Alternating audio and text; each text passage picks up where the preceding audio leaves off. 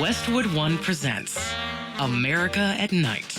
Here's your host, McGraw Milhaven. We have got a busy show for you.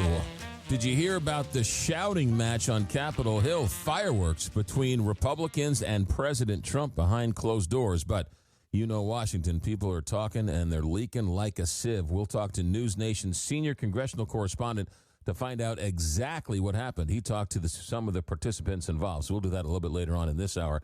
Hour number two, we're going to talk to two New York Times bestselling writers who wrote a book together. Joe Posnanski writes about baseball oftentimes, and Mike Schur was one of the creators of Parks and Rec, Brooklyn Nine-Nine, The Good Place. They've written a book together.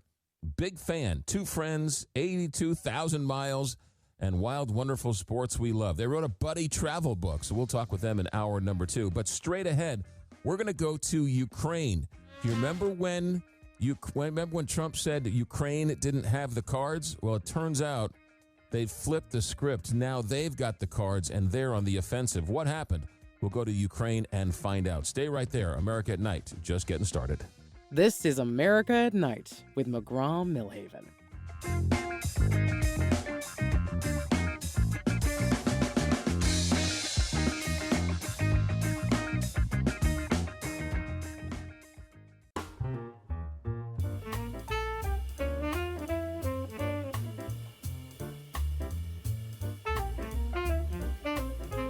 Join the nightly conversation, America at Night, with McGraw Milhaven. The war in Ukraine, the war between Russia and Ukraine, has now gone on longer than World War I. And at one point, it was a war of attrition, almost a trench warfare. But now it seems Ukraine has the upper hand and is making some offensive moves. To talk about what's going on, Andrij Dobriansky, he is considered one of the most well-respected when it comes to trying to understand what is going on. And he is the director of communications for the Ukrainian Congress Committee of America. Andrij, welcome to America at Night.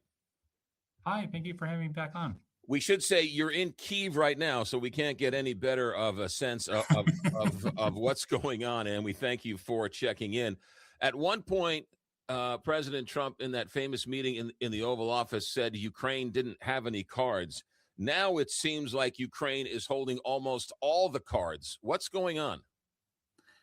You're really hitting the nail on the head. I just did a major conference with one of the groups I represent, the Center for U.S.-Ukrainian Relations in Washington, right before this trip.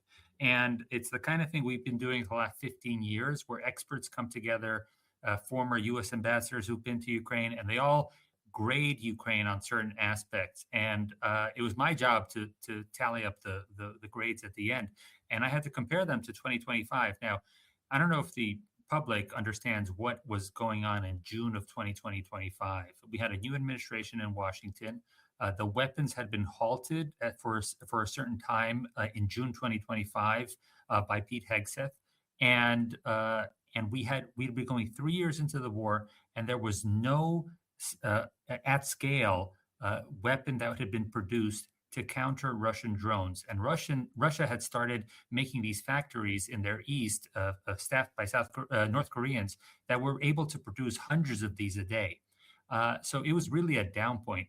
And that's still the image that remains in a lot of Americans' heads, even though if you look at public polling on the 4-year anniversary of the war just in February, you'll still see 2 out of 3 Americans saying we should do more. But the one thing that it's not getting through, probably because people are focusing on the different war where American armed services are in danger, it's that Ukraine has actually changed the ground with changing the skies. Ukraine has been able to, first and foremost, almost completely nullify the effect of these Iranian-designed and Russian-built Shahed drones, where they're getting upwards of 92, 93, 94% shoot downs every night by drones that were developed, technology that was developed in Ukraine, several different variations by several different firms. And they're able to produce these drones at tens of thousands a month, which is why Ukraine was able to then travel to the Middle East and help America's allies like Bahrain, Qatar, the United Arab Emirates, and sell those kind of interceptors to protect them from Iran. So that's the big game changer. The fact that, first and foremost, Ukraine, even though it's being under attack by ballistic missiles and drones, Ukraine has developed its own internally designed and manufactured defense against the drones that are coming against it. And then the second innovation on drones has been the fact that they are able to attack better with them, not just long distance, as we saw just last week with a refinery outside of Moscow being put on fire, but specifically the way they're destroying Russia's land bridge to Crimea, which is basically 2 or 3 highways between the Russian border through the occupied territories, and then you hit Crimea. Those trucks, anybody bringing in fuel, military supplies from the Russian side of the border all the way through occupied Ukraine into Crimea, are now sitting ducks because of the use of FPV and other locational drones by Ukraine. And that's really the big headline that a lot of people aren't getting through in the United States specifically, is the fact that Russia is really on its back heels now, and they have not innovated the way Ukraine has over the last 6 months. Is it true that Crimea and the Russian forces there are virtually out of fuel? Yeah, because again, there's no way of getting anything into Crimea. The weird thing about occupying Crimea, and I was saying this in 2014, is first and foremost, it's a welfare state, meaning it doesn't produce a lot. So anybody who's in charge of it has to import water, has to import food. It doesn't produce enough by itself. It also has to import fuel and energy. So it's really not a piece of territory that can produce enough resources to be, a valued asset. So it was really a symbolic victory for Russia to occupy it. But in the key way it's differentiated from the occupied territories on the mainland is that if you isolate 3 bridges on the northern end, and that one major bridge that Russia built for over $1 billion connecting the southern tip to the Russian mainland, if you disconnect those, that's it. Game over. There are no flights coming in. You can't fly in fuel. So it's really something that is less defensible for Russia than the occupied territory it has on the mainland. Talk about those long-range drones, and talk about, you mentioned that the Ukrainian drones were into Moscow last week. That's a game changer for what's going on. What happened, and what do you think that means for the future of the war effort? I think the first thing that people realized about Ukraine's drone innovation was when something called Operation Spiderweb. That was a long-term plan where drones were installed into the back of these tractor trailers. The tractor trailers were then deposited. They left the tractor trailers on the side of highways in Russia, and then from those tractor trailers, the roofs opened up and drones were deployed from there. So they got further into Russia by using trucks, and then the short-range drones were able to hit it.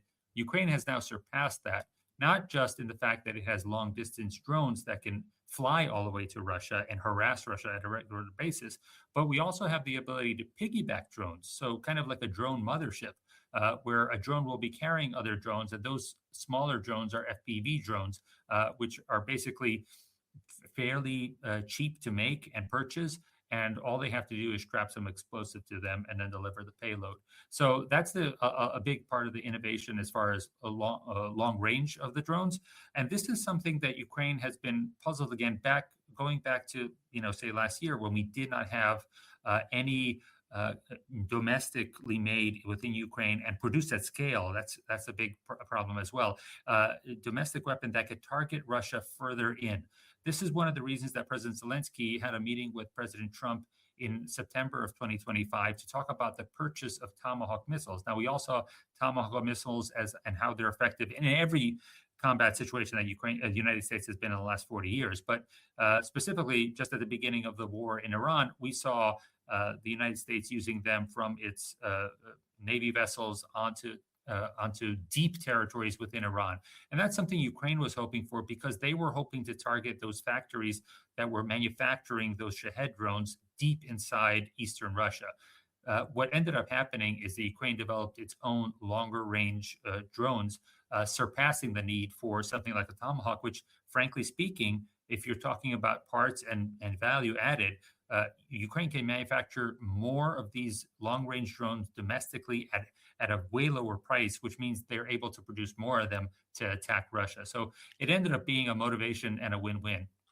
Andrij Dobriansky is with us. He is a prominent strategic communicator, international affairs specialist. He's in Kyiv right now, talking to us from Kyiv. He's also the director of communications for the Ukrainian Congress Committee of America. You've seen him on CNN, Fox, MSNBC, Newsmax, NewsNation. He joins us now for a couple more minutes. I read recently that Moscow is so afraid of these long-range Ukrainian drones that they're bringing their forces back to Moscow in a defensive posture. Have you heard that? Yeah, that's the problem with the way the war has changed. Really, you mentioned at the beginning of our conversation how this war has surpassed the length of World War One, and what we were talking about at the beginning of the war was trench warfare, which still exists, but we're not talking about these slow, plodding, mechanized brigades fighting each other. In fact, Russia has lost over 20,000 pieces of mechanized equipment. That's everything from personnel carriers to tanks, from smaller to larger vehicles. 20,000 is a lot to get to lose, and it really changes the battlefield. At the beginning of the war, there were conversations on the western side about supplying Ukraine with maybe Apache helicopters. There was a long discussion about whether Ukraine should be getting Bradley tanks. And frankly speaking, that age of warfare seems to have been surpassed with the agility of drone warfare. There was a small settlement that was occupied by Russia that ended up being taken over and occupied, and the Russian forces surrendered not to a single human being, but a group of drones, both land-based and aerial drones, surrounded Russia, and they laid down their weapons and they surrendered to drones. This is where we are. People may think this is Skynet. We're not quite there, but we're definitely in a new iteration of warfare. And it's something that I know American military experts, instructors at United States military academies, they are very interested in the landscape of this war, just like they were with the war in 2014, as our community in the United States was able to invite and bring over several generals that fought in the land war in 2014, 2015 before the ceasefire. And they spoke at West Point, different than U.S. Naval War College, areas where the United States is learning about not just the tactics of Russia, but also the innovative ways that Ukraine is making do with less, not having the budget as the United States does. So we went from Ukraine begging the West for, as you mentioned, Bradley, Tomahawk cruise missiles or hardware help, to now the United States asking Ukraine, how are you doing it? Well, learning how to do it, that's a very important part of it. In fact, I'm just going to say I'm in Kyiv. One of the things I got to see was a startup by former military personnel who have begun training. They have a room that's set up with virtual installations. There's a virtual set of drone operators on one side and a bunch of weapons that have lasers connected to them, so that people train how to try to shoot down weapons. And the one thing that they've explained how they have Western visitors come to their offices to get the training is that a drone is a very interesting thing to attack. It's something that I think a natural hunter, which we have many in the United States, would not be used to something that darts in the way a drone does, changes direction. Literally, it can flip upside down. And the scanning of it by a seasoned sniper or even a infantryman is something you need to get used to and trained on. And so it's not just the technology that can be uploaded and downloaded, but it's the real life experience of being in combat against these kind of Russian drones versus Ukrainian drones, and how the personnel on the ground react to them. So what happens next? My favorite response to that is that the president of Zelensky named the new chief of staff last year, who was his chief of military intelligence. And if you asked him last year when the war would end, he said, sure, by the end of the year. And if you talk to the last commander of the armed forces of Ukraine, who's now the ambassador to the United Kingdom, he would tell you that the war is going to last 10 years. So what I say is, let's split the difference and listen to the guys who know it best. And even they cannot pin it down within that range of 10 years. But what's very important from the side of Ukraine is they feel with their new push to break off Crimea, isolate it, and then keep on targeting the Russian supply lines, they think that the real winning strategy here has been what the United States has been advocating for them to do from the very beginning, which is, I mentioned what happened in Crimea and the eastern occupied territories, but it's really been those long range strikes into Russia, And it's a partnership between Western sanctions that prevent Russia from buying replacement parts for all the areas that have been hit, specifically oil infrastructure facilities. And so they can't buy replacement parts from the West, especially from the United States, which is the best place to buy your different joints and gaskets. When Ukraine hits those oil refineries, it's not just that they've lost a day of refining; they just can't fix them again at a sure enough rate. So that applies pressure to Russia. And the one thing that Russia has not done since the very beginning of the war is sit down with Ukraine, Zelensky, and Putin. And that's something that President Trump has been pushing for since the beginning. Last question for Andrij Dobriansky, who is a director of communications for the Ukrainian Congress Committee of America. With about 2 minutes left, talk about the resolve of the Ukrainian people. What's the mood like? What's the energy like of the individual citizens of Ukraine? I did a major tour of Ukraine last winter, and then I came back a year later, the following February, this February, and I can tell you it's a radical difference in their perspective of people, especially with just the way they understand that the war is going. It was pretty bleak last year, given the amount of hits that Russia was doing on the energy infrastructure, the way they were ramping up the drone production. And again, last year there was no protection. There were no interceptor drones that were able to be produced to combat those hundreds of drones flying every night. And it was getting to be a type of psychological torture. Just last night, I checked into my hotel. I driven 4 hours from the neighboring city to Kiev and arrived after 10 o'clock. As soon as I closed the door to my hotel room, an air raid went off, and I had to walk down the 8 floors from my floor that my room is on down to the lobby. And then from there, I walked 3 floors down to the sub-basement to their bomb shelter. I had to do that twice more last night. And I'm just a visitor. This is something that people have to do on a daily basis sometimes. And that psychological torture could break somebody. But the one thing that's given the people hope is to understand that they're actually pushing the Russians back. And if they hold on, they can actually win this thing. Andrij Dobriansky, who was on the ground in Kyiv, international affairs specialist focused on Ukraine. Andrij, travel safe, get back to the U.S., but thank you for your keen insight. It is a story that needs to be told, and with so much focus on Iran and the U.S., I think the national media has sort of dropped the ball on the Ukraine-Russian war. But we thank you for your insight. Be safe, and we'll sure to talk to you down the road. Thanks so much. You got it. America at Night. Back in just one moment. You're listening to America at Night with McGraw Milhaven.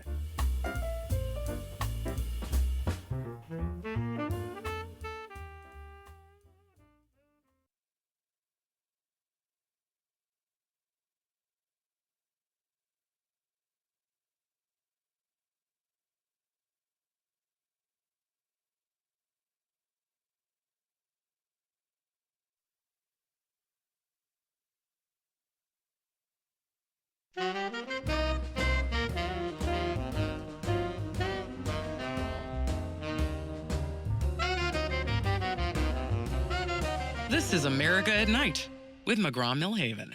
Okay, so today started off like a very normal day. President Trump had a signing that was going to sign a bipartisan bill to help alleviate some of the high costs of buying a house and housing here in America. That was canceled, and then he went to the Hill to have a meeting with Republicans, and that's where the wheels fell off the truck. To talk all about it is NewsNation senior congressional correspondent Joe Khalil. Joe, in that meeting, apparently there were fireworks, there was screaming matches, and a senator and President Trump went toe-to-toe. You've talked to Senator Cassidy. Tell us what happened in this meeting, and tell us about the conversation you had with him afterwards. Yeah, I mean, I just want to start out by saying extraordinary. These kinds of things do not happen on a consistent basis here on Capitol Hill. What happened was the discussion was mostly about President Trump's election security bill. It was basically him trying to convince the room of Senate Republicans how to keep on trucking through that and how to pass that. And eventually he happened to mention the Iran war. There was a vote yesterday.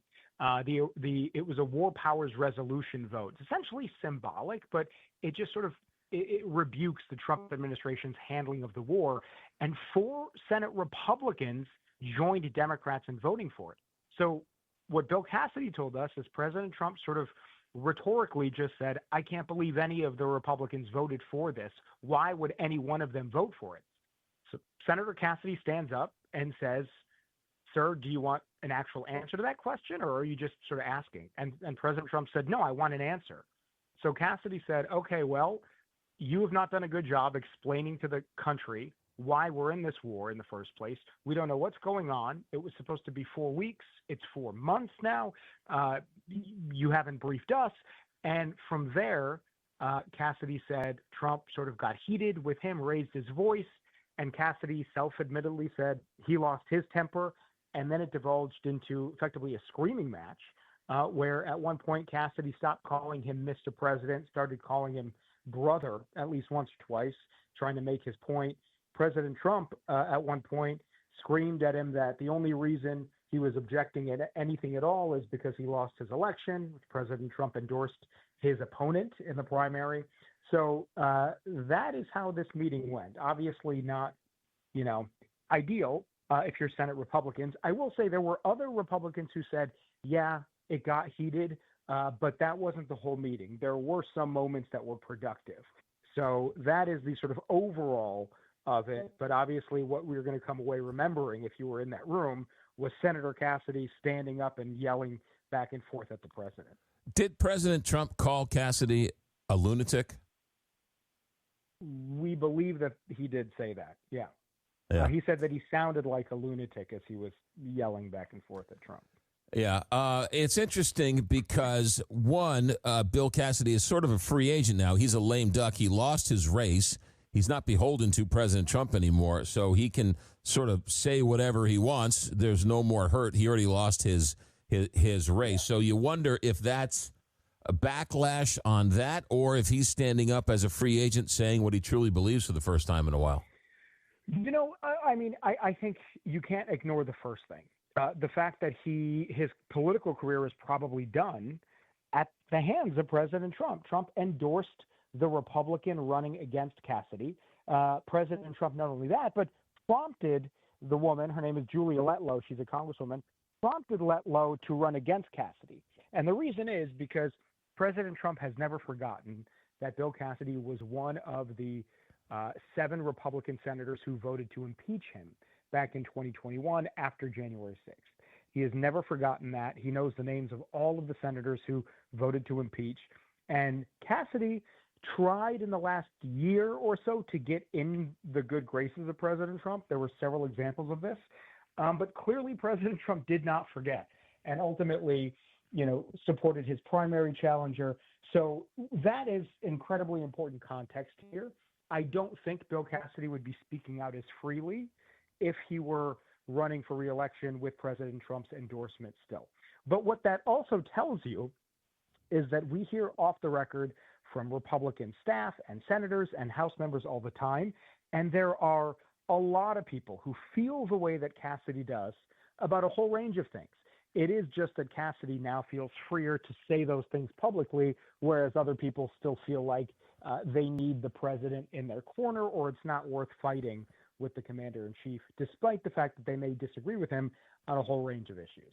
Sounds like President was already in a bad mood, canceling that bill signing to begin with, and then being told that they just don't have the votes for the SAVE Act. It was just an extraordinary day because none of these things, were kind of expected. And the reason that part was shocking, that he canceled this the housing ceremony effectively, is because he says he's frustrated that Congress hasn't passed his Save America Act. It's honestly really surprising for a few reasons. One, he has been told over and over and over again by Republican leadership, House and Senate, that there are simply not the votes there for the Save America Act. They would need 60 votes in the Senate. They would need Democrats to join Republicans. No Democrat is going to vote for this bill. But President Trump is insisting, do it anyway, get it done, figure out a way to get it done. If you have to change the Senate rules so it doesn't take 60 votes, it only takes 50 votes, get it done. And time and again, The Senate Republican leader, John Thune, has said, we're not going to go down that road. But President Trump is insisting. The other reason this is just really shocking is literally yesterday, President Trump was on the road in Pennsylvania. Why? Because his numbers on the economy have significantly dipped since the start of the Iran war. It's one of his strong suits historically, but since gas prices have gone up, inflation has remained high, costs of other things, ripple effect of the economy, they've been high. And now that the Iran war may be behind us, big caveat, but may be behind us, we think the gas prices are going to come down. The White House wants to focus again on affordability and cost of living. This is a low-hanging fruit. It's an easy win and a great sort of optics moment for President Trump to sign this housing bill, which is bipartisan. Republicans love it. Democrats love it. The White House loves it. The White House worked on it. And its goal is to bring the cost of housing down. So this is like the sort of a political layup for the president to take credit, have the ceremony, get his picture at the Capitol with this bill signing, and he canceled it for the other bill, for the election security measure, which is very likely not going to pass in its current form. So it does sort of make you scratch your head as to why, how he's making these decisions. Yeah, and instead of the news being this bipartisan bill on affordability and housing, now the national conversation is he's calling Senate Republicans lunatics. They're having shouting matches, and nothing's get done. It looks like the Keystone Cops, and they have this bipartisan bill that would at least make the argument that they're doing something to work on the affordability issue, and they left that to the side. It's not a good PR move. No, I mean, again, it just seems like this. We woke up this morning with a pretty. We knew the Senate meeting might be contentious. We knew that going in. We've heard from several senators behind the scenes. President Trump's going to try to make his case for this Save America Act, and he's going to hear some hard truths today in that meeting. So we knew that. But the other piece of that was, but ... he still has the housing bill signing, which is going to generate really good headlines for the White House, for Republicans who need to run on something between now and November, 4.5 months away from the midterms.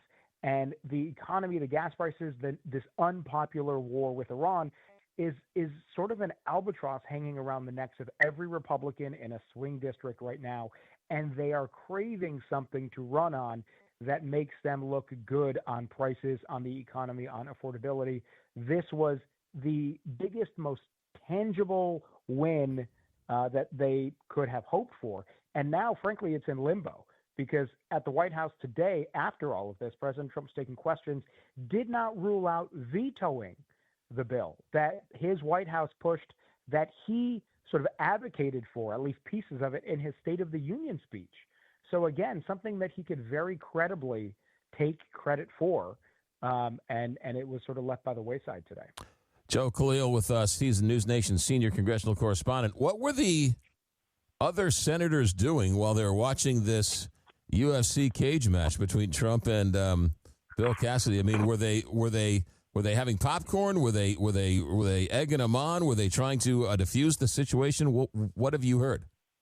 I didn't hear that anybody tried to step in and interfere, at least for the bulk of it. I think eventually at the end, President Trump at one point we heard told Senator Cassidy, okay, sit down, like this is enough. Cassidy did not. Cassidy said he felt like President Trump was trying to bully him into stopping his questions on the Iran war, which he said were legitimate. And he said, I was never going to be bullied into stopping my questions. And then eventually it just kind of simmered down. Then I think other people stepped in and sort of changed the subject. But what we heard from some other people, I heard this from more than one person in the room, more than one senator. They said, you know what? These guys needed to get this off their chest, both of them. It just sort of was this thing where these two men have obvious differences. They have obvious beef. They don't like each other personally, don't have a lot of respect for each other personally. And, Tommy Tuberville, the senator who used to be a football coach, said, it was kind of like teammates in a locker room at halftime. who, he always gives us the sort of football analogies there. But yeah, I think everybody was just kind of watching, and no one was shocked, I guess, by the fact that it happened.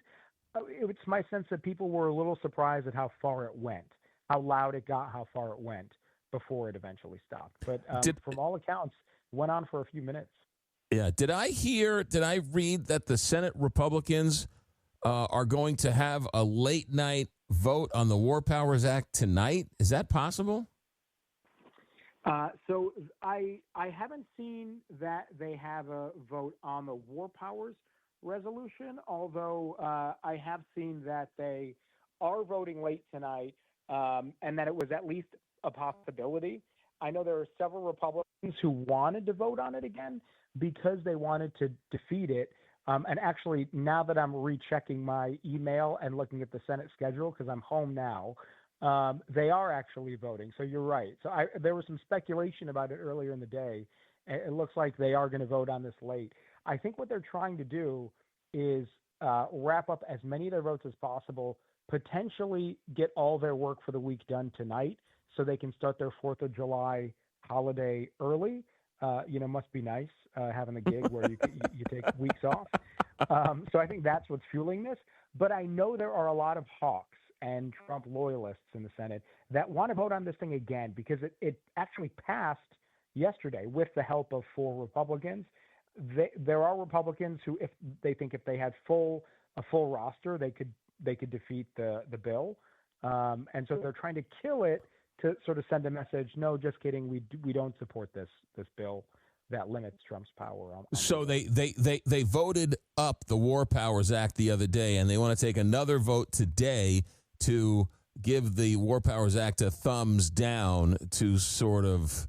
It seems like it's a non-binding resolution, for lack of a better word, and exactly. They keep on passing it and not passing it. It seems like a lot of wasted time. Yeah, welcome to the U.S. Congress in 2026.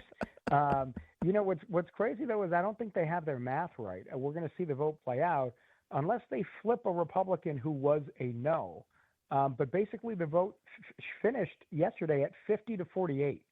And the reason that it was 48 was because Mitch McConnell wasn't there. He was hospitalized and still isn't back. And the other vote was Senator Dave McCormick from Pennsylvania, who surprisingly Trump dressed down for McCormick missing the vote. But you know where McCormick was? In Pennsylvania with Trump at his rally in Pennsylvania. So that's why McCormick missed the vote. McCormick is back. I saw him today. I don't think McConnell's back. So if nothing changes, I think they get 50-49 and this thing still passes.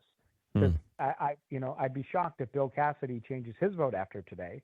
Rand Paul's not going to change his vote, and the other 2 Republicans, Lisa Murkowski, Susan Collins, it seems like all 4 of them are probably entrenched as yeses. So I don't know that the math is going to math for Senate Republicans tonight. Yeah, interesting. We'll see if that is a late night vote. You might have to put your shoes back on and get back down to the Capitol and cover this thing. That may be a thing I'm doing tonight. I'm just looking at the schedule now. Joe Khalil, NewsNation senior congressional correspondent. Never too late for a story, Joe. Thanks for checking in. As always, I hope you don't have to go back to the Capitol, but if you do, I know you're a professional and you'll do it right. Thanks for checking in, and we'll talk to you down the road. Thanks a lot, man. Thanks for having me. You got it. NewsNation senior congressional correspondent Joe Khalil. How about that? Some fireworks on Capitol Hill. You don't normally hear about a president and a senator standing up and having a shouting match in a private meeting. If that was me, I would have been like I was at a tennis match. It just would have gone, watched them back and forth, gotten some popcorn, sat and enjoyed the movie. America at Night, back in a moment. America at Night with McGraw Milhaven.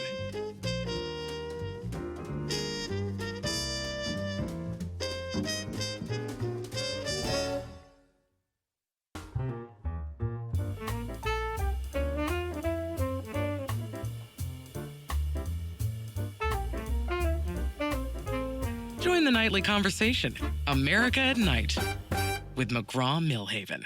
Hey, the Congo and the largest outbreak ever of Ebola. Now, 781 people have been infected. 267 people have died.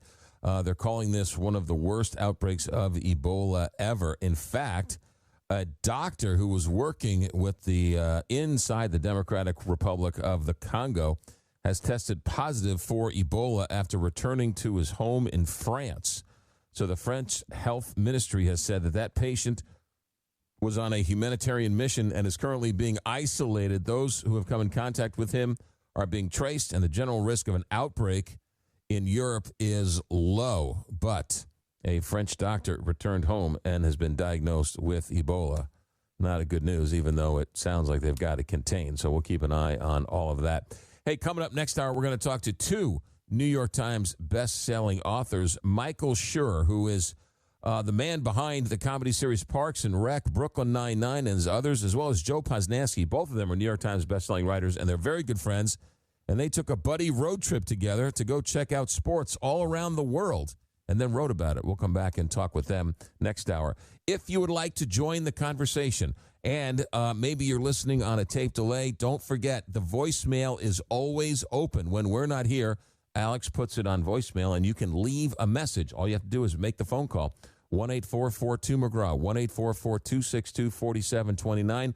We'll cut it up, and we'll get it played at some point during the hour number 3, the open phone segment. So if you're listening and you want to make a phone call and you want to chime in, you heard something, you want to make a comment, the text line's open, the phone lines are open for hour number 3, and, of course, the voicemail is always open. 1-844-2-McGraw. That's 1-844-262-4729. Stay right there. Michael Schur and Joe Posnanski are going to join us next hour. Our executive director is Alex Hinton. Our engineer tonight is Richard Good. I'm McGraw Milhaven, and this is America at Night on Westwood One.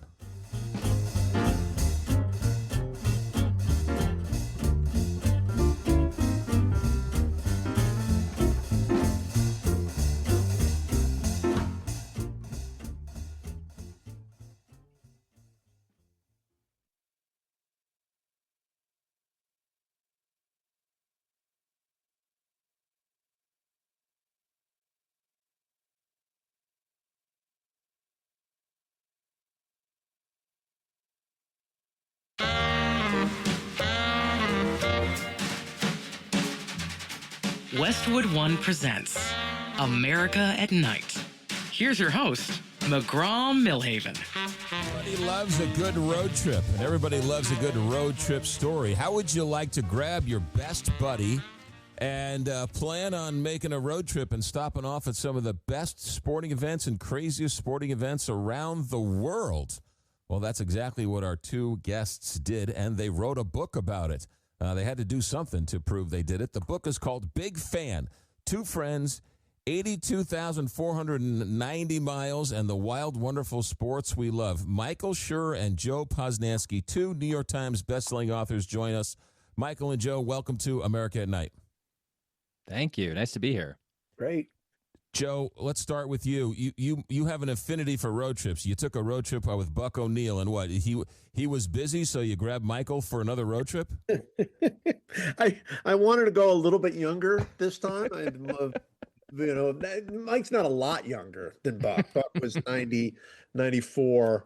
No, this was an incredible experience. I mean, it really was. And the way you introduced it is pretty much the way it was. I mean, it was us just kind of going out there and chasing what it means to be a fan. I think we're both just such big fans of sports, but also like a lot of other things. And for us, this was an opportunity to go out there and like connect with other fans and sort of see what it is that binds us a little bit, especially in sports. And it was an absolute blast.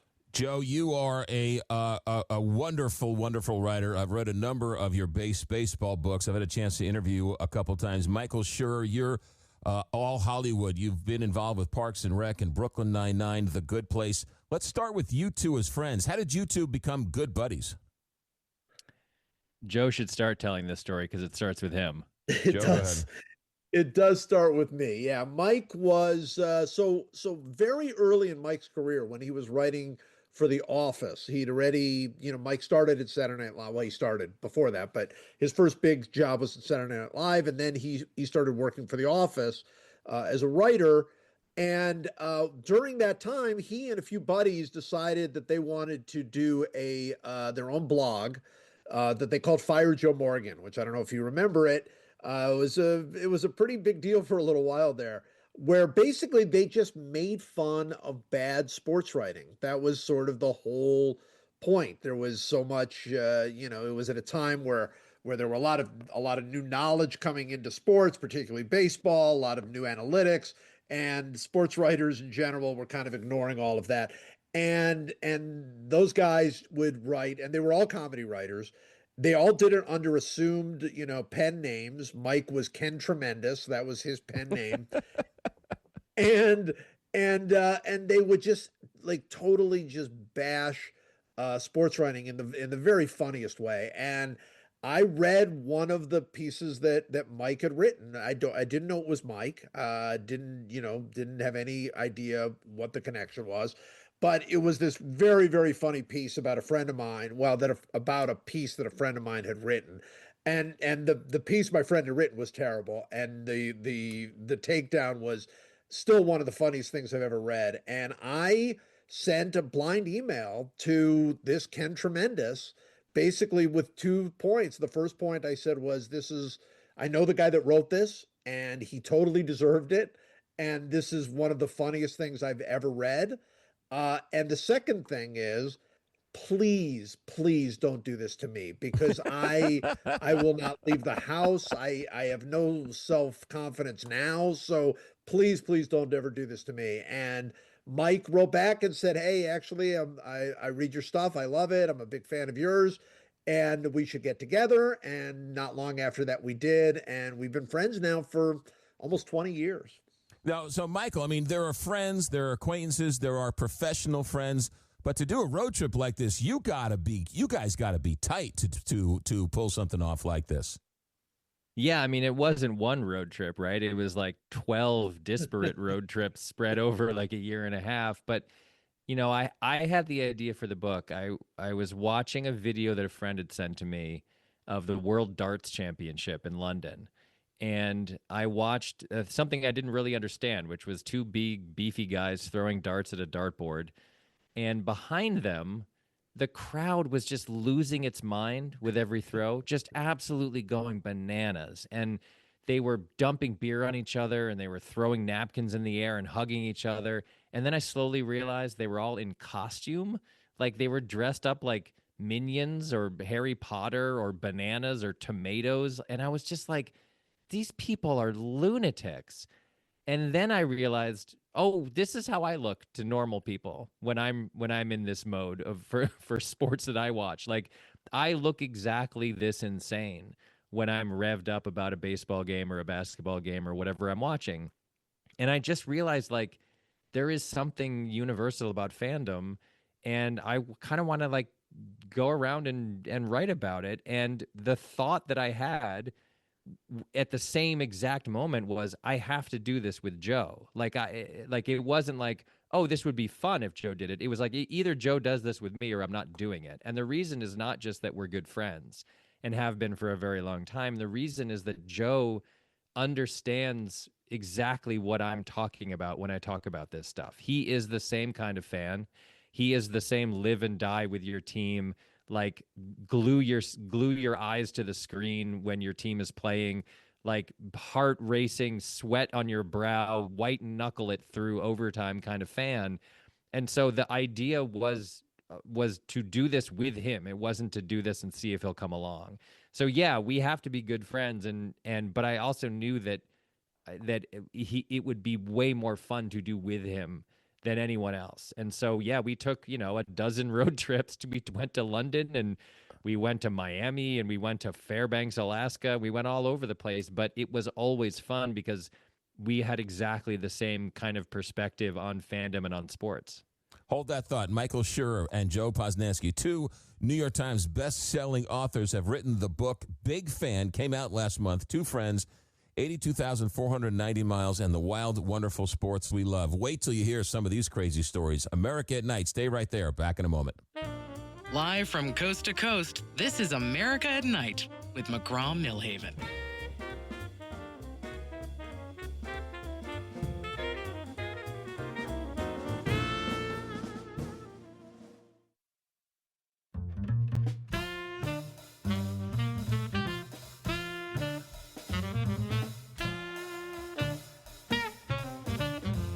Relax. You're listening to America at Night with McGraw Milhaven.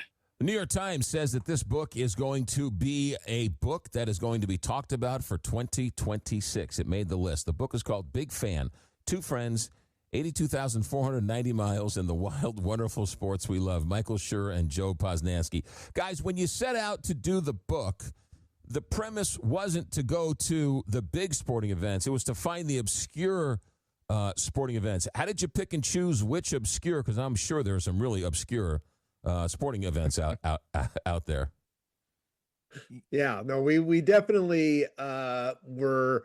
Every time we told somebody about this, they would tell us about some even crazier sporting event than we had. The wife carrying race in Scotland, or cheese rolling or something. And like every time, but that wasn't actually. It wasn't just like, hey, let's find the craziest things to do. It really was about trying to get at the heart of fandom. And so that meant going to some very mainstream events. We went to baseball games. Mike went to the Olympics. I went to a hockey game in Montreal. Like, we went to some mainstream stuff too. But what we wanted to do was keep finding ways to get at fandom in a little bit of a different way. And a perfect example of that is where we started the entire book. We wanted to write about the NFL. It's the biggest thing going in obviously here in the US. By far, there's nothing even close. But we didn't want to go to the Super Bowl. We didn't want to go to just go to Green Bay and write about Packer fans. And that all felt like it had been done before. So we were literally in the car in Dallas trying to sort of like put it together. And we decided at the very last minute, you know what we should do? We should watch the entire first Sunday of the NFL season at a Buffalo Wild Wings. And so Mike typed in like, where's the closest Buffalo Wild Wings? And we went there. It was like 0.4 miles closer than the other Buffalo Wild Wings. And we went there and spent 8 hours at the Buffalo Wild Wings in Dallas, which felt to us like the most American place there is, and watched football. And it was such a perfect place to start this kind of book, because that's really what we were trying to get at the heart of was fandom. And that's, we were just surrounded by fans of all these different teams, all wearing different jerseys, all of them coming into the season with this great hope and optimism about their team. Okay, Michael Schur, let me ask you this question after researching what it's like to be a fan. Explain this to me as I, myself, a long-suffering New York Knicks fan. I twisted and turned and screamed and cheered and jeered, and finally I get my Knicks championship after all these years. And while I'm still happy, my life hasn't changed at all. Nothing about my life has changed. So why was I so upset and why was I so happy when OG tips it in Game 4? And why do we do this if it doesn't change our life at all? Well, first of all, congratulations to you and all Knicks fans. Thank you. Joe and I both found ourselves incredibly rooting for the Knicks, which I'm a Celtics fan and a Boston Red Sox fan. I generally hate New York teams. I love the city, hate the teams. And yet somehow this Knicks team was so charming and so fun to watch. We both found ourselves openly rooting for a New York sports team for, I think, the first time in recorded history. But anyway, Congratulations. Thank you. Look, this is part of what is so interesting about fandom to me, is that, no, of course your life doesn't change. You wake up in the same place and you go to the same job probably, and the problems that you have in the world are still problems, and the things in your life that are great are still great. And it doesn't materially change your life, but it does scratch some kind of itch that's just been in your brain for your entire life, probably. And you walk down the street with a little pep in your step, and you just have a slightly sunnier outlook on things, and maybe you'd tip the barista at Starbucks another couple bucks than you would have the day before, because we invest a whole lot of ourselves into these teams. They become part of our identities. We spoke to a professor at the beginning of this, and we said, what's going on here? What the heck is this thing, man? You know? And he said something that we thought about a lot, which was, look, if sports were just fun to watch and fun to, root for or whatever, that would be fine, but it wouldn't explain why there are quite literally, billions of people in the world who care. They deeply care, root for teams, like wake up nervous on game day, even though we're not the ones playing, and clutch each other's, shoulders when there's a tense moment, and get really sad and legitimately kind of depressed when they lose big games, and get euphoric when they win. And he said, for that to be the case, it must be true that sports fandom is actually meeting some kind of emotional and psychological need that we have as human beings. Like a need is being met by sports fandom. And that's the way we started to think of it, not as a distraction or a diversion, but rather as something that actually satisfies a deep yen in our souls. And so when you watch OG Anunoby fly through a suddenly porous San Antonio Spurs defense in the last 2 seconds of a game and make a miraculous athletic play and tip the ball in at the buzzer, like, you have a feeling that you can't feel from anything else. Nothing else provides for you or for us what sports does. And it doesn't mean it's the most important thing. It's not more important than our families or our bigger picture lives, but it is important. And you have to, I think, honor it by thinking of it as something that is meeting a need that you have as a human being alive on this planet. Well, it was a need that was 53 years in the making. That is for sure. Not to get serious, but for a moment, I've actually thought about this since this Knick championship, and you being a Red Sox fan, right, going through all those years of turmoil and heartbreaking losses and everything. When the Red Sox won, people went to their father's graves or their mother's graves or their grandfather's graves and put the Boston Herald newspaper of the Red Sox. There's a connection to your family, to your youth. It's much more of a yearning to sort of, reconnect with all of your loved ones in some way, shape, or form. Oh, for sure. And like that's part of it, right? Is sometimes people come by these things casually or haphazardly, right? You're seeing that now with the World Cup. There's a bunch of people in Kansas City who suddenly know a whole lot about Algeria and have rooting interests in the nation of Algeria and the players on the Algerian national team. That does happen. But far more frequently, these are things we inherit. These are things that bind us to our friends, to our parents, our grandparents.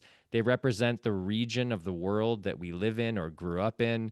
They have real meaning outside of the boundaries of the field or the court that they're being played on. And that's part of what it is that we feel so strongly, right? Is when the Red Sox won in 2004, like you said, people went to cemeteries and left Red Sox caps on the graves of their deceased parents and grandparents, and they talked to them. Like there were reports that people wrote about at the time of like long conversations being had with their grandmothers or their grandfathers. Like these are memories and core aspects of our lives that have been spent in conversation with a professional sports team that we don't play for, we never suited up for the team, but it just becomes part of the fabric of our lives. The voices of the announcers, the sound of the crowd when you go to a game, like these are things that are deeply buried in our souls. And that's why it's such a passion for so many people. Is it's not just the game, it's not just the uniform, it's the people we share it with and the people that are a part of why we root for it in the first place. That's Michael Schur. He is a well-respected Hollywood honcho who's the mastermind behind Parks and Rec and Brooklyn Nine-Nine, as all the others. Also, Joe Posnanski, who is a wonderful baseball writer. He's written a number of books, Why We Love Baseball, and his book, The Soul of the Game, when he does a road trip with Buck O'Neill should be in the Hall of Fame somewhere as a must read. We're going to come back, talk more with these two New York Times bestselling authors, Michael Schur and Joe Posnanski. Their new book is called Big Fan. Two friends, 82,490 miles, and the wild, wonderful sports we love. Stay right there. America at Night. Back in a moment. More crazy stories. Wait till you hear some of these. You're listening to America at Night with McGraw Milhaven.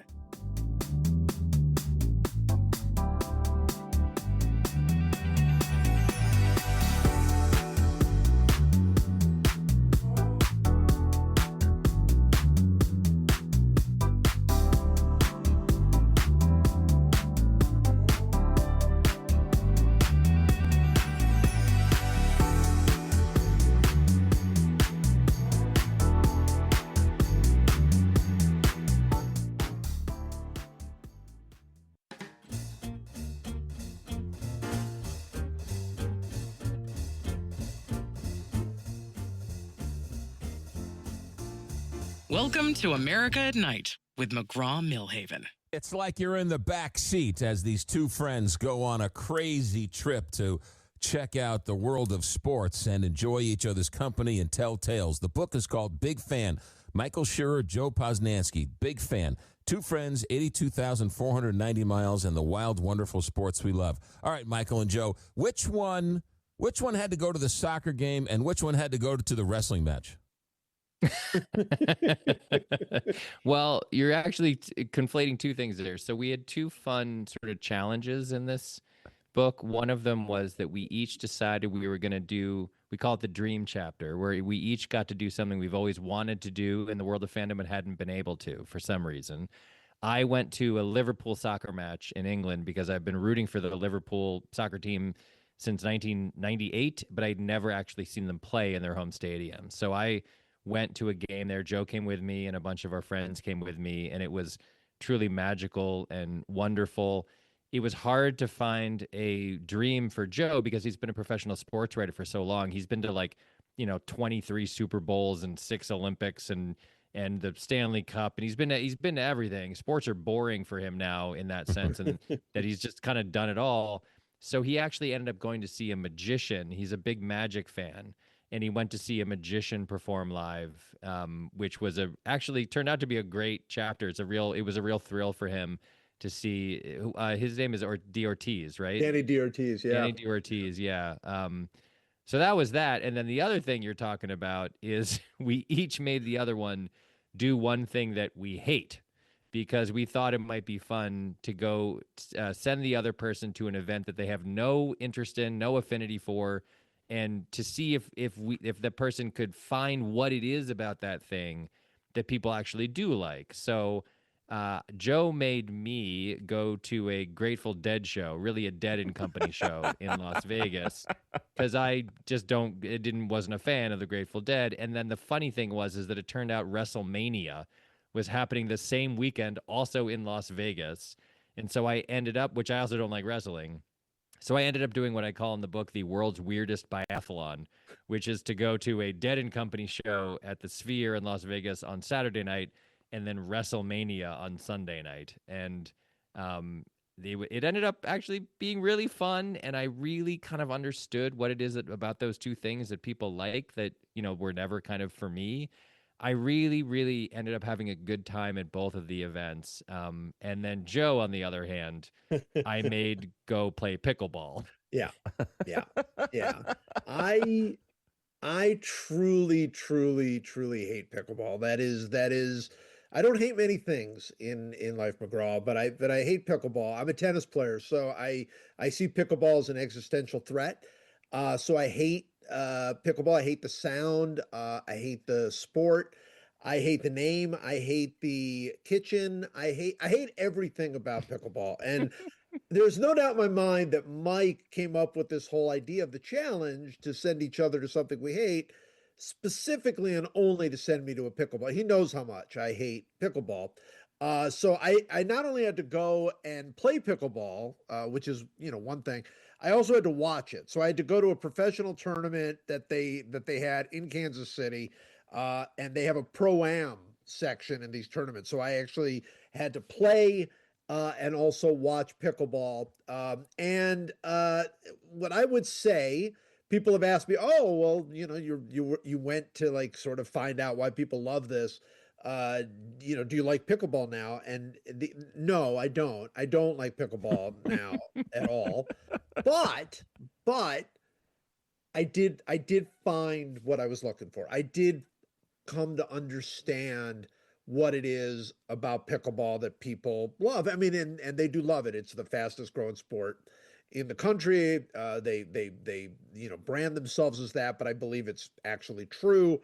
And what I found was, I actually went and found an old friend and saw how pickleball had basically saved her life in a lot of ways, and it was really touching and really heartwarming to watch people go out there on the pickleball court talking about life and relationships and making friends. And it's a sport anybody can play. So I came to understand what it is about pickleball, which was the point. But I don't like it any more than I ever did. No. Did either of you have a conversation with each other about the TV ruining live sports? HD TV is so real and so colorful that when you see it in person, is it better in person or is it better on TV now that you've seen some of these events? We've talked about this. Yeah, we have a podcast called the Poscast, after Joe's last name, and we've talked about this phenomenon, which is like, if you look, I love going to NBA games. It's one of my favorite things to do. I go with my son all the time here in Los Angeles. I love going to baseball games. I'll go to any baseball game in any city at any point, no matter what time of year it is. I don't love going to football games. Right. And part of that is that, I don't love the NFL as much as I did when I was a kid. But part of it is that the experience of watching it on TV is just better. It's just a better experience. Like, you can see the game better. You feel the excitement of the game just as much, I think, as you do in the stands. The game is such a brutal game, and so much is happening that you can't see when you're very far away, that watching it on TV and seeing slow motion replay is extremely helpful to the viewing experience. Like, I do think that is an issue. It's like, TVs have, in my lifetime, I'm 50 years old, have gotten 1,000 times better in terms of what you can see, at least. And they're flat and they're gigantic and they're high definition, and sports has benefited greatly from that. But the in-arena experience, I think, has suffered a little bit because, generally speaking, for a lot of sporting events, it'd kind of rather be on your couch, and there's no line for the bathroom, and you've already bought the food, and you know what I mean? Like, I do think that is an issue, and it's something that sports is having to reckon with in many ways. Yeah. Go ahead, Joe. No, I was going to say that one of the things we have talked about is that it is a different experience for different sports too. Football, when you go to a football game, you watch it on TV. You watch the big giant screen. I mean, the football is pure television. But if you go to a hockey game, the live experience is infinitely better than the television experience. So there are ways that television has broken through that have changed the dynamic of many sports. But there are other sports that I think you're not going to beat the live experience. Baseball being one of those as well, where I think being there live is still magical in a way that television is not. But the biggest sport in the country is football, and it is pure television. Yeah, and I think you and I, the three of us, are old enough to, when we remember the first time we ever walked into a baseball stadium, and the green grass and the blue skies and the uniforms. But now, you say, boy, I wonder what that looks like on my big screen TV at home, because it's more colorful at home than it is actually in person. Yeah, the greens are awfully green on those high-definition TVs. Take me through, Michael Schur, Joe Posnanski. The book is big fan. How did you get Tom Hanks to write the foreword? Oh, that's a story. So we actually, Tom Hanks, I was in LA, and my wife calls me up out of nowhere Well, she doesn't call me up out of nowhere. She calls me up all the time. But She calls me up and says, sounds like a different book. Yeah, I was going to say that won't play well. When she calls me up and she goes, "You got a letter and I'm opening it." And I said, "Well, I think that's a federal offense." And she was like, "No, I'm opening this letter right now."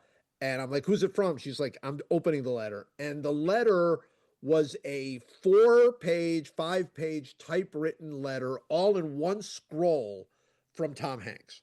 And it was just nothing but a pure fan letter. He had gotten my address and he had sent me just a fan letter, which was like beyond belief. I couldn't even, I didn't even know what to do. It was so incredible. And so I wrote him a letter back and he wrote me a letter back and I wrote him a letter back and I became pen pals with Tom Hanks. And at some point during this thing, I was telling Tom Hanks about this book and he sent me this letter about his own fandom. That's what it was, just purely about being an Aston Villa fan and being a hockey fan and what it was like when he was a kid. It was just beautiful. He's a wonderful writer. And I showed it to Mike to basically kind of go like, "Can you believe Tom Hanks is sending me letters like this?" And Mike's like, "Hey, I wonder if he'll let us make it the foreword to the book." And he did. So it's not even a foreword. It's literally a fan letter that he had written me during the time when we were just starting to write the book. So that is probably it is something to have Tom Hanks write the foreword to your book, but I don't believe anybody else has quite that weird a story about how they got Tom Hanks to write the foreword. That is a great story. Michael Schur, you are producer, right, of all these Hollywood TV shows and everything else. Do you see the camaraderie, the jokes, the buddy nature of this book? You find yourself writing that into some of your scripts along the way? Well, in a way, yeah. I mean, TV comedy writing is for sure a team sport. The shows, and I actually write about TV fandom as a phenomenon in the book. Joe told me, like, "Hey, you have to write about this because it's interesting and unique." And so I did. And the thing about, I think, TV fandom and TV creation that's resonant here is, TV writing is a team sport. It's a group of writers very frequently. Sometimes it's one person, but usually it's a team of people who all work together in a sort of common goal. And the characters that are created, the famous indelible characters that you can think about over the years, the cast of Friends or Archie Bunker or Sam Malone on Cheers, part of the reason that they're so indelible and so memorable is that they are the result of like a giant group of people pouring their heart and soul into every line and taking all of their real life experiences and sort of dumping them into a big vat and stirring it up and then choosing the very best parts and then giving those very best parts to the characters. And so, that's what makes characters on TV feel like real people. And so it's a little bit less, I would say, than that, I'm going to carry some parts of this book back into the world of TV writing, and a little bit more that the collaboration that went into the book and the collaboration that go into TV writing feel very similar to me. That's why I had to do it with someone else, with Joe, is because it was like, I know what this is. This is less interesting if it's just my brain that is observing these things and writing about them. It's going to be more interesting if it's Joe's brain too. And then over the course of the book, we sent an email to 100 of our friends and said, "Hey, write us back and tell us something you love and why you love it," without any other explanation. We just sent that email out and we got a bunch of responses that are really funny and interesting. Like my friend Ike said, "I love restaurant merch. Like if you go into a diner and they're selling a t-shirt with their logo on it, and every time he goes into a diner, a random diner somewhere, he always buys a hat or a t-shirt." We had people say they love mascots. We had people say they love carbonara. And part of what was behind that was saying, like, no matter who we are anywhere in the world, there's something that we love and there's a reason we love it. And we just wanted to tap into that feeling. So that's, again, that was the goal of the book. Is it true, Joe and Mike, that every single event you went to, when you went to the will call office, they couldn't find your tickets? That's just a universal truth. That is not something specifically for us. That's just a universal truth. No matter how many times we would call, make sure we were on the list, just okay, you guys got us there, we're coming. They never have. Our best was actually at the World Darts Championship, which was so weird anyway. Everything about it was so bizarre, and we were the only ones there not dressed up as some crazy character.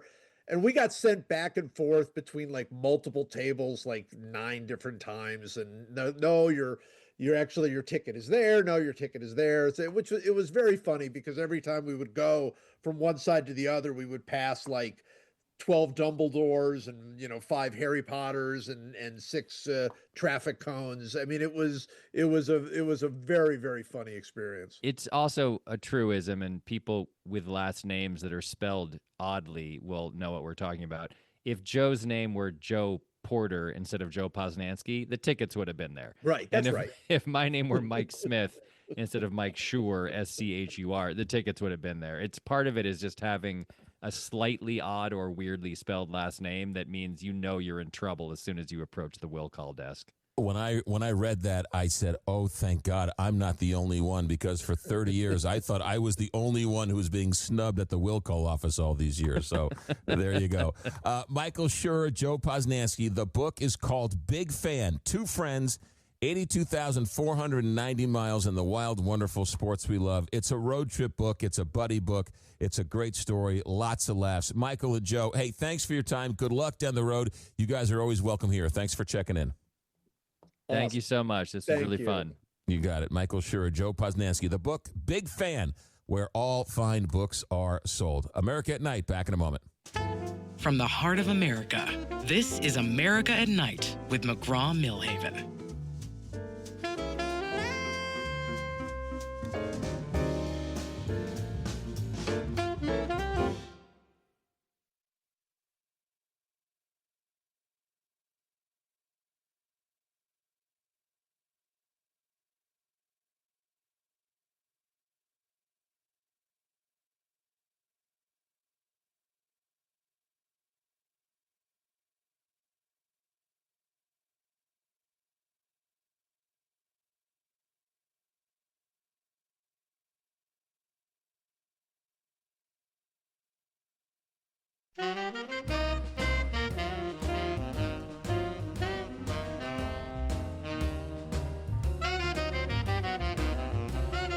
This is America at Night with McGraw Milhaven. Hey, got some sad news tonight. There were back-to-back earthquakes in Venezuela tonight. A powerful 7.5 magnitude earthquake struck near the northern coast of Venezuela, collapsing homes and buildings in the capital of Caracas, causing widespread destruction. It happened just 40 seconds after the foreshock with a magnitude of a 7.2 earthquake that rocked the area. So they had one of 7.5, and then they had one of 7.2. Acting Venezuelan President Rodriguez confirmed the fatalities, that there were fatalities. She declared a state of emergency, and residents are evacuating buildings. One person was quoted as saying it's like a horror movie. One good note in all of this tragedy, the U.S. Tsunami Warning Center said there is no tsunami threat. They had an advisory. It has since been canceled that warned of potential dangerous waves for Puerto Rico and the Virgin Islands. So apparently no tsunami threat, but back-to-back earthquakes in Caracas, Venezuela tonight. 7.5 and then a 7.2 earthquake. What a terrible story. We'll find out more when we wake up this morning. Hey, stay right there. We're going to check in with open phones next hour. Voicemails, text messages, and, of course, live human phone calls. 1-844-2-McGraw, 1-844-2-McGraw, or 1-844-262-4729. You're always welcome to call up with a live phone call, but if you're listening on a tape delay or you're listening afterwards and maybe on a podcast and you have a comment or two, you can certainly always leave a message on our voicemail. Same number for all three. Voicemail, text messages, or live phone calls during our open phones segment. 1-844-2-McGraw or 1-844-262-4729. 4729. Stay right there. Open phones. People are lining up already. Got a couple lines open for you right now. Our executive director is Alex Hinton. Our engineer tonight is Richard Good. I'm McGraw Milhaven, and this is America at Night on Westwood One.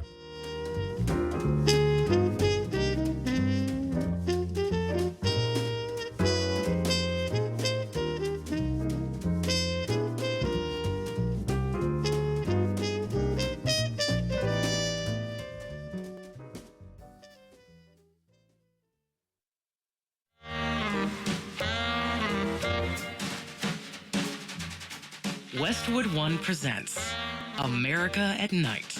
Here's your host, McGraw Milhaven.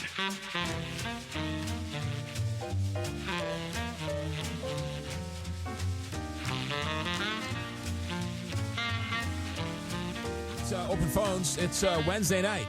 I don't know where the nights go, and I don't know where the hours go. It's Open Phones. The phone numbers are as follows: 1-8442-McGraw. That's MCGRAW, or 1-844-262-4729. We've got phone calls, we've got voicemails, and we've got text messages coming. A couple of news stories, though. We were talking about Ukraine earlier tonight. There's a story out there that the number of amputees in Ukraine has now passed 100,000. And there's a story about how many are bonding by learning new sports. 100,000 amputees in this war. What a heartbreaking story that is. Also, we mentioned the in France, the doctor, the humanitarian doctor who is back from the Democratic Republic of Congo, has tested positive for Ebola. He is being quarantined in France. They're not too worried. They've done some contact tracing, and it seems to be contained, but nonetheless something worth watching.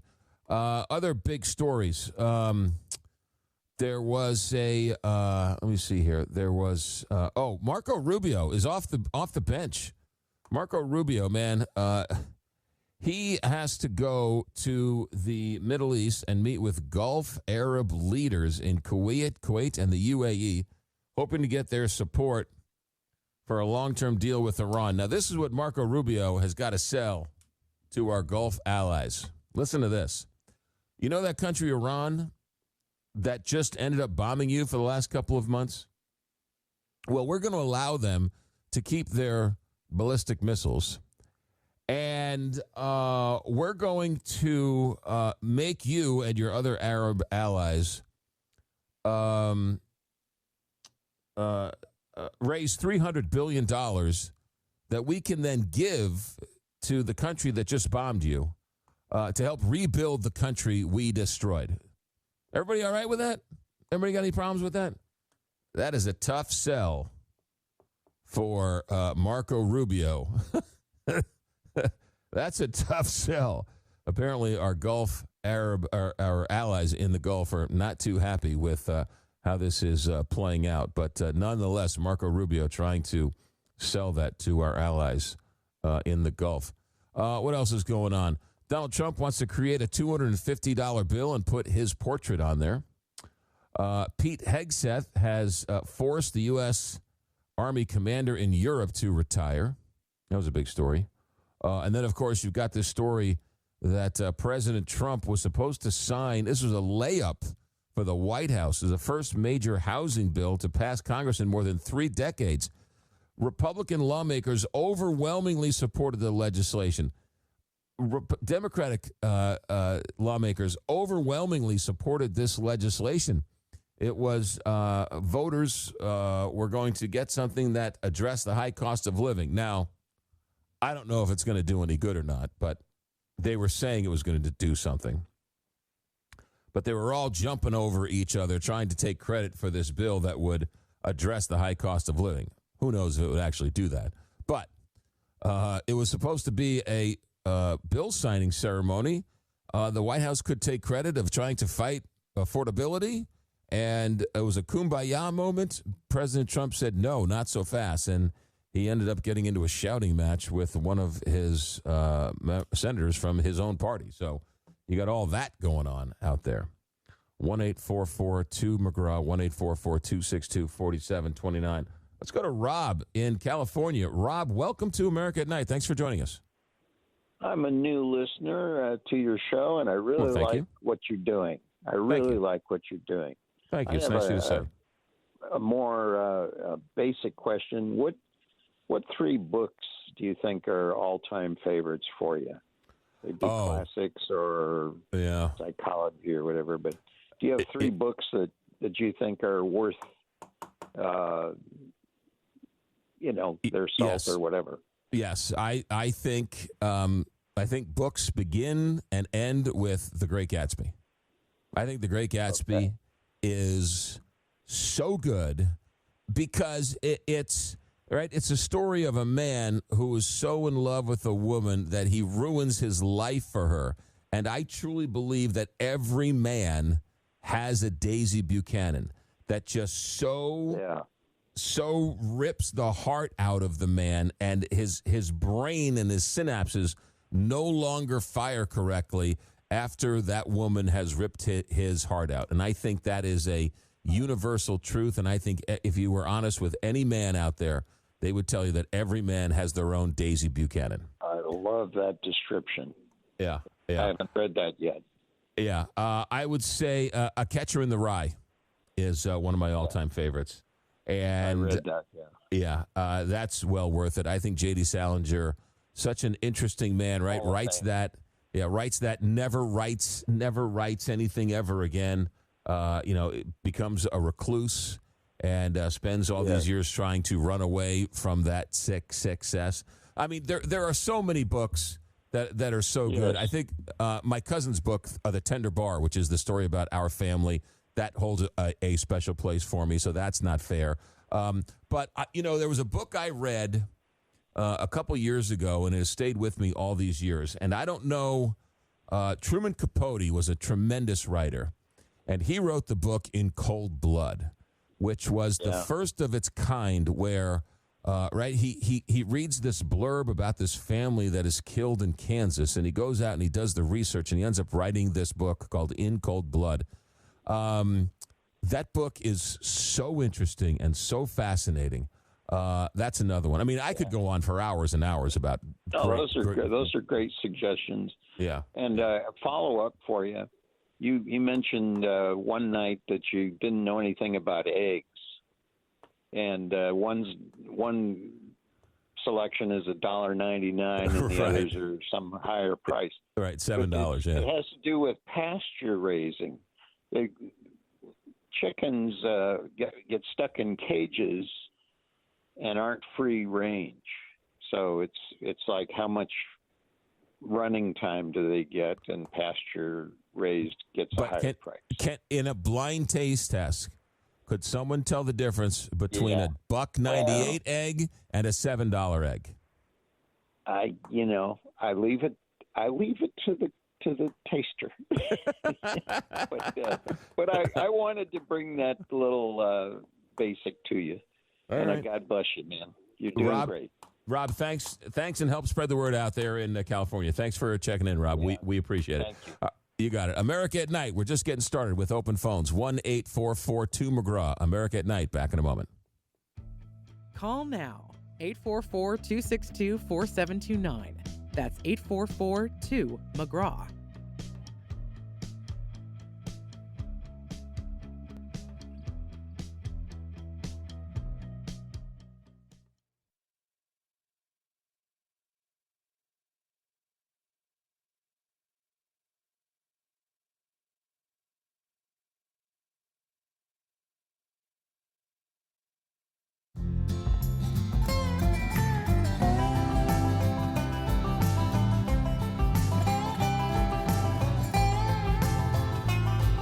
Welcome back to America at Night. Call now. 844-262-4729. That's 844-2-McGraw. All right, let's go to the phones here. Tony in Montreal. Thanks for checking in, Tony. You are on America at Night. How are you, man? I'm good. Tonight I was listening because I was driving from Cornwall, Ontario to my home. Anyway, long story short, I heard the Ukrainian guy, and I don't know, it seemed like he was pontificating that the Ukrainians solely came up with this technology. I did some research and I looked, and I want to just say that America donated in the 4 years $175 billion just in military aid. That means money. Canada donated $25 billion, and we continue to supply them with close to $800 million on May the 9th this year, which is another billion. We have a lot of problems in Montreal. We don't have a water system that works properly, like St. Louis doesn't have a water system. The sewer system here is collapsing. We were underwater just 2 days ago in Pierrefonds, Quebec. They say it would cost about $4.5 billion to just correct the east collectors, which are the huge sewers underground, and another $5 billion. So about $10 billion to correct our sewer system in a city that's aging. And like you said in St. Louis, some of those pipes are still of wood, and so was Montreal. A lot of them have wood. And, I just want to say to the Americans and Canadians, why are we giving this money in the billions of dollars to countries that are killing each other? That should have stopped a long time ago. I'm a person that's half Ukrainian. My mother's Ukrainian, my dad's Italian. Of course, I'm sympathetic to that. But at a certain point, America, Canada, the world, we cannot cure all the problems. And we're impoverishing our own countries, our own self-worth, our systems. So we can't even deliver proper sewers in our countries because we're so dilapidated. I just want to say another thing about the drones. The drones are technology that should be used by police forces. On Monday, a police officer was shot dead by a person carrying SKS rifle. He was some student from Alberta who drove all the way to Montreal to shoot up our city, killed a police officer, severely wounded another person, another police officer. That person is a person that should have been treated with a drone or drone technology. Another officer in Toronto, Benesotto, was killed last week, serving a subpoena on two individuals wanted because they allegedly had shot the U.S. embassy. When he went to the door, he was shot. Tony, why not a drone? Tony, let me stop you there. I don't know about Canada, but I know that drone technology is being used all over the place when it comes to police and the United States. I don't know if every single police department has drones, but I know that there is a large swath of police departments in America using drones and using drone technology for all sorts of reasons.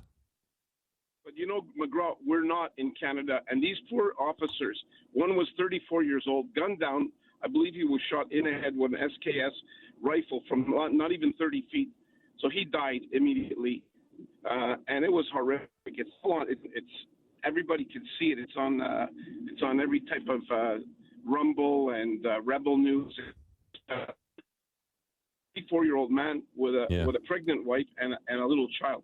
And I agree with you because our system. It's obvious that the Ukrainians have changed the game of warfare because they were crying. They wanted Tomahawks. They wanted the F-16s. And you know what? They figured it out, right?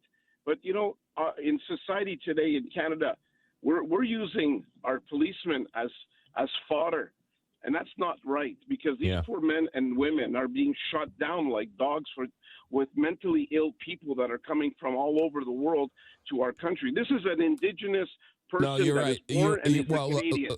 Tony, thanks for the phone call. I obviously any type of technology that can help police officers, I think we should all be for. But your comments about Ukraine. Yes, they have gotten quite a bit of help from the West, but now it seems like because they have developed this drone technology, our military leaders are going to Ukraine to find out what they're doing because this they're creating new expertise when it comes to drones, and we need to learn this. And so not only does Ukraine have some of the cards now, they're now a resource for the United States because the drone technology that was used in Iran, right, we didn't necessarily have an answer for. They were able to keep the Strait of Hormuz shut down by drones and mines and some boats.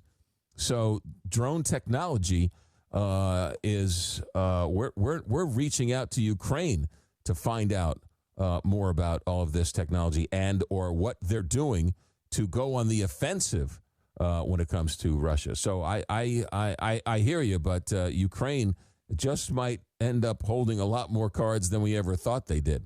Let's go to a couple of voicemails here. William in Texas. Hello. Richard Pryor's daughter was awesome. That was a great interview. I just wanted to let you know that I literally grew up in my teenage years in the 70s.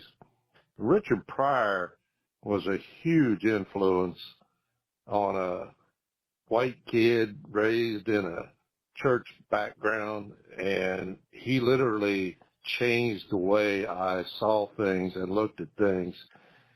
Even, I don't know, he was just so amazing, and you could tell he was just so vulnerable. And if you did not like him, then you did not get what he was doing. He was such a wonderful man. And even though he said some things that people didn't like, he changed my life and my friends. And he will always be a special place in my heart for Richard Pryor.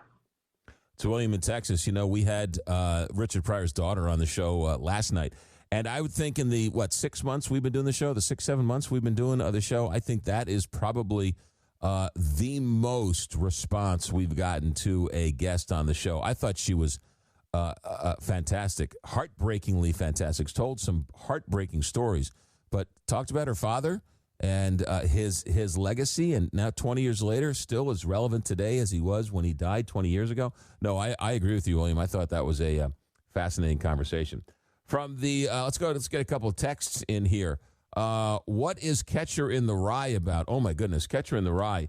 Holden Caulfield, one of the great teenage angst books, Catcher in the Rye.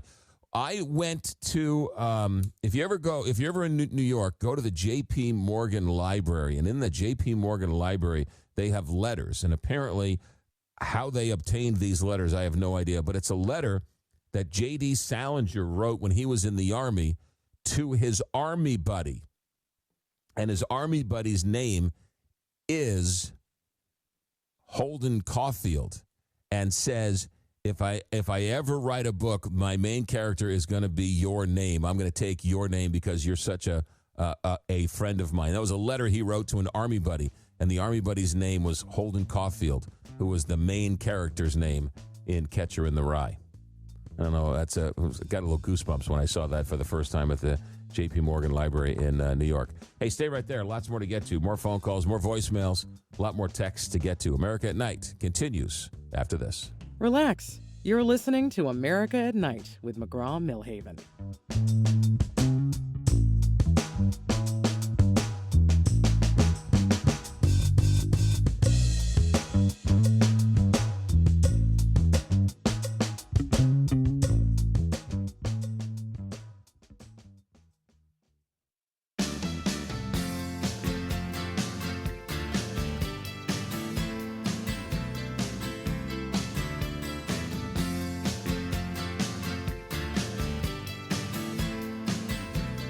Call 844-2-McGraw and be a part of the conversation on America at Night with McGraw Milhaven. All right, we got them coming all over the place. We got phones, texts. Let's go to another voicemail. John Doe. John Doe, what do you got? Welcome to America at Night.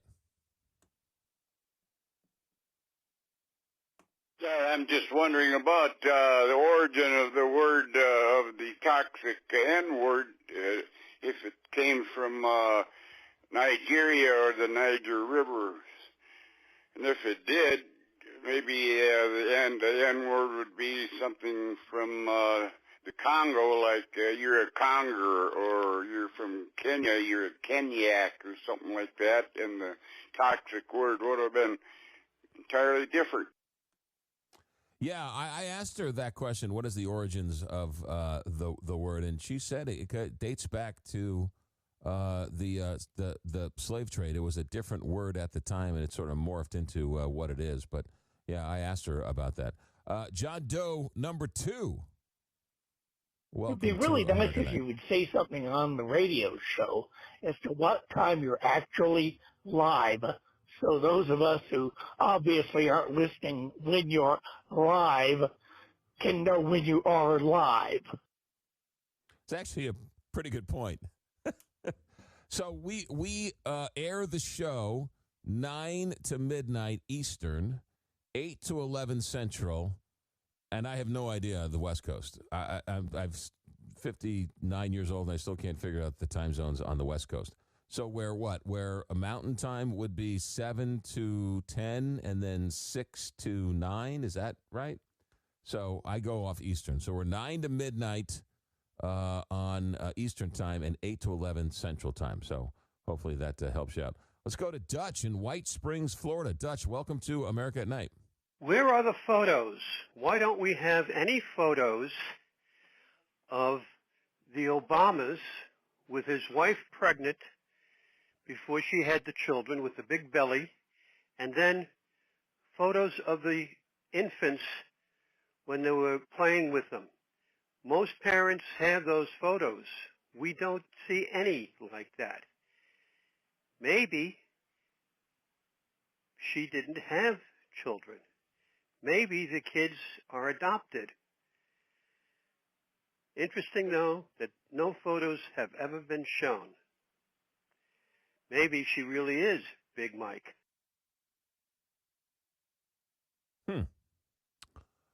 Wonder what the color of the sky in Dutch's world is.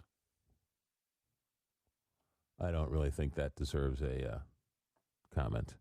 Doug in Sheboygan, Wisconsin, welcome to America at Night. Just want to let you know I really enjoyed the interview last night about Richard Pryor. Brought back some memories of when my mother, who was a very staunch Irish Catholic, she had a hard time letting us watch Charlie's Angels, so it was a little risque. But one night I saw her watching HBO with my dad. Must have talked her into watching Richard Pryor, one of his specials on HBO. She was laughing away. So this guy, he could make pretty much anybody laugh. She didn't like that kind of stuff, but she seemed to enjoy it then. You know, it's interesting. You mentioned Charlie's Angels. We were not allowed to watch Charlie's Angels. Not only were we not allowed to watch Charlie's Angels, you know what else we were not allowed to watch? We got, as they say, in trouble because Olivia Newton-John's video, Let's Get Physical, was playing. And my cousin and I were watching it. Like two red-blooded American young teenagers are watching Olivia Newton-John dance to the song Let's Get Physical.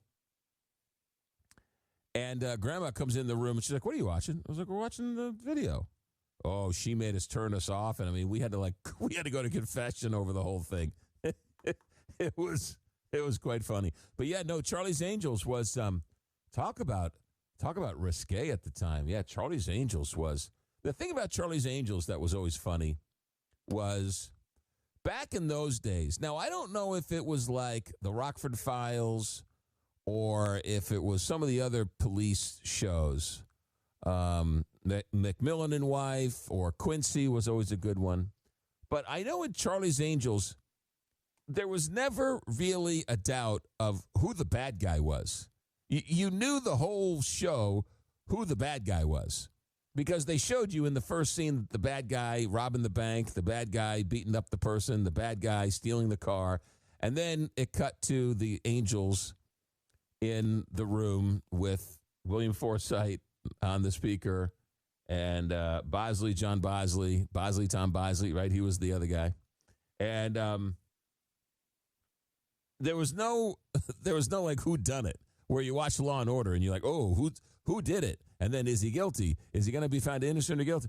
You knew who it was from the opening scene, and it was just there it was a vehicle to watch three girls run around in like tight outfits. Not that there was anything wrong with that. But Charlie's Angels was a good one. Yeah, we got a lot of response on that Richard Pryor interview. Not that I'm shocked. It was really interesting. But still to this day, people still talk about Richard Pryor. All right, let's go back to the text line. You should require all first names on all texts, Donald.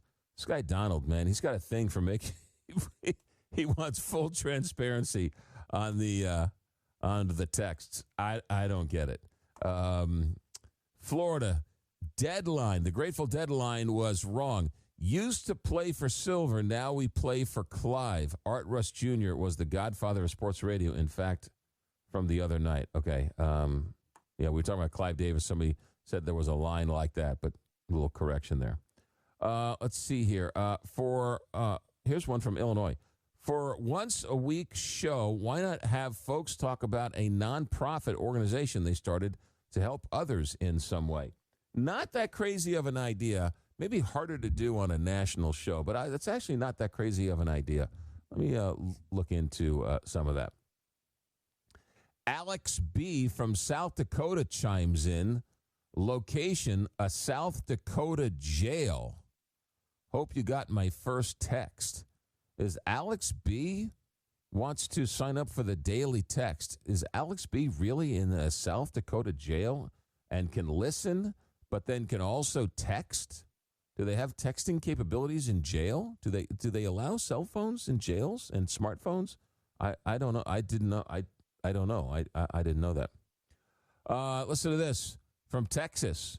William from Texas texts in. I recall an episode of The Jeffersons where George tried to get his white neighbor, who's married to a black woman, to admit the man had to have thought about calling his wife the N-word. I don't recall what happened, but it had an impact on me. It made me think about what I, as a white man, would do in that situation. I do believe I never would say the word. It just made me think. I guess that was Norman Lear's point. You know, the Jeffersons were so good, and Archie Bunker, for that matter, was so good. I'm not so sure Archie Bunker would be allowed to be made today. I mean, they were cutting edge in lots of ways, and I'm not so sure some network would have the guts to make an Archie Bunker, and then to make Jeffersons, and then to make a Maude. Right? I mean, Maude was groundbreaking in lots of ways as well. So anyway, this one's from St. Louis. Great interview with Richard Pryor's daughter, by the way. When I was young, I was taking a break from college. I managed a fast food restaurant in the northern part of St. Louis City, and much of my staff were African Americans. All great folks. Anyway, I had an issue when it came to the use of the N-word, so I put up with it for a while. You see, the guys were using the N-word to address each other until finally I pulled them aside and asked them kindly to stop using the word in front of me. I explained that I didn't think they would want me to use that word addressing them, so I said, please don't use it in front of me. They agreed and stopped, and we continued having a great working relationship. Anyway, he says, I think it's important for folks to know how you feel, but also to communicate in a non-threatening manner. Always keep up the great interviews, McGraw. How about that? That's from Mike in St. Louis. Good to know. There you go. All right. Phone numbers are 1-844-2-McGraw, 1-844-262-4729.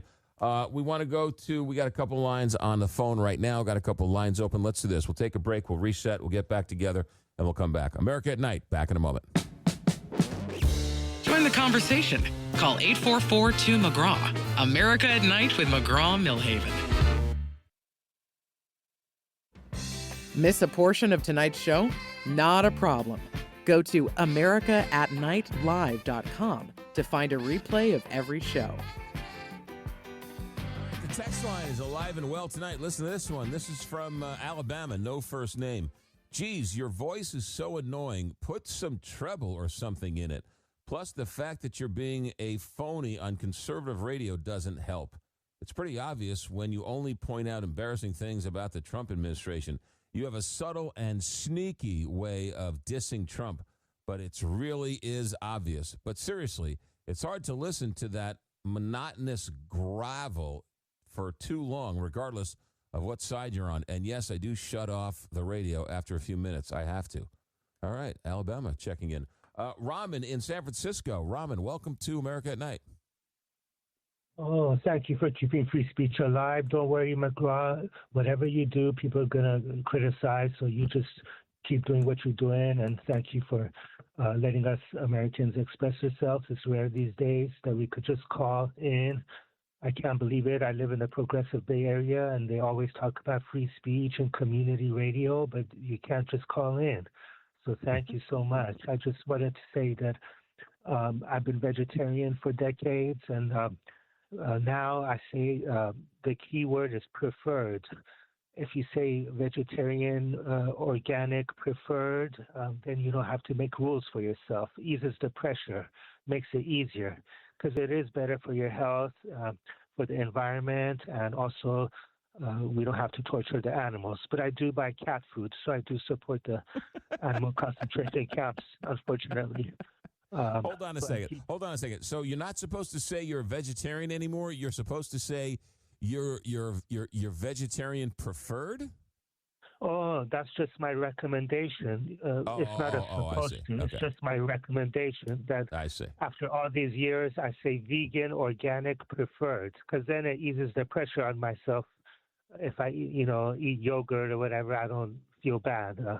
But it is good to remember that they cram the chickens in the cages. They steal the milk from the baby. They steal the baby from the cow. You know what I mean? Yeah.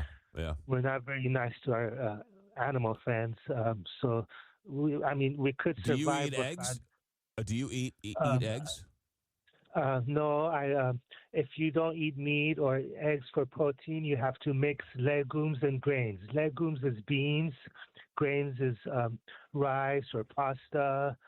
And even now in the grocery stores, when I go to Safeway, they have like a vegetarian section, and they have these really good flavored sausages. I just chunk it up in my pasta and rice, because if you mix it together, that's protein.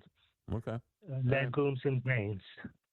God love you. Thank you. And if you don't mind, I just don't want to bum out my fellow Americans, but I just want to remind you, there is an extermination campaign going on in Gaza that we are responsible for with our tax money. So let us not ignore what's going on in Gaza. Thank you very much.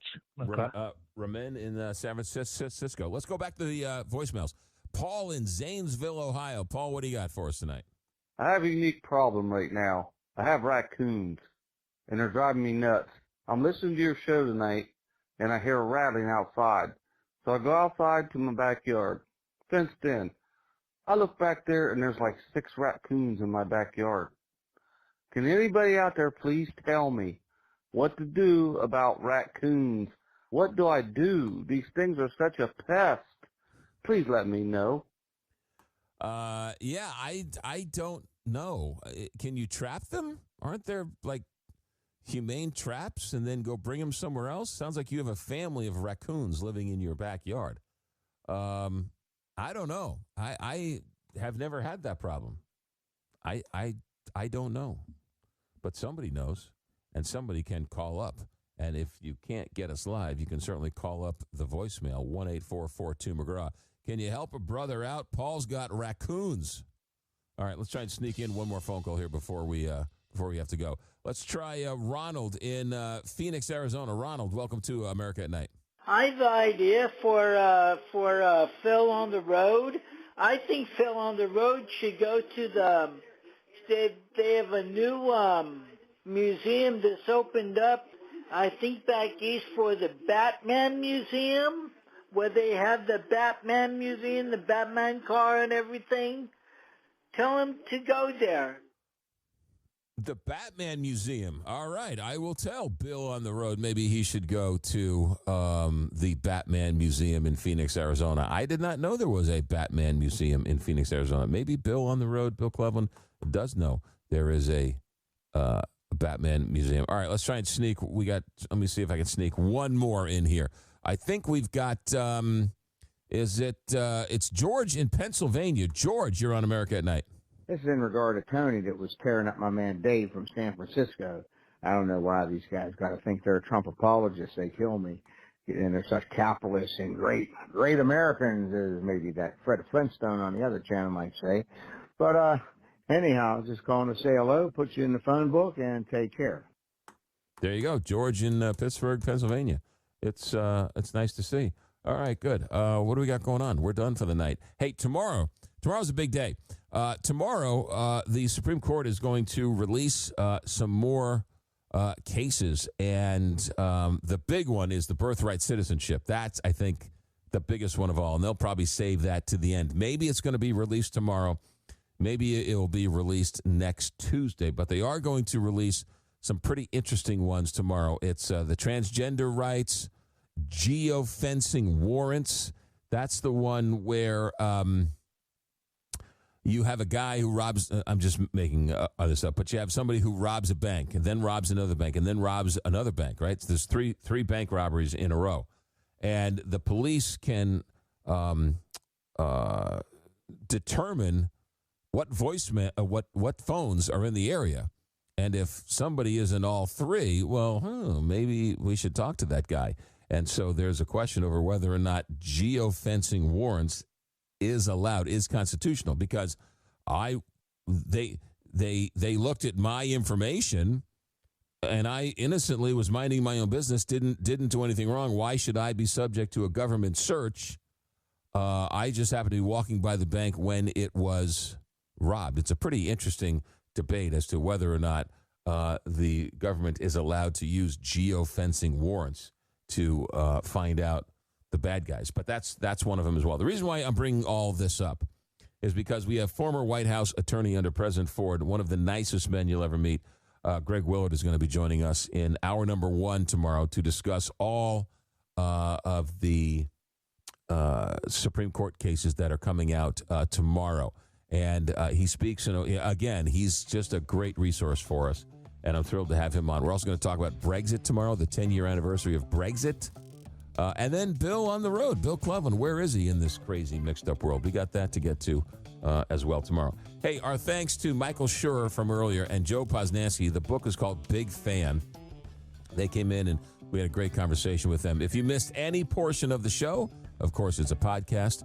Go to where all podcasts are found and just type in America at Night.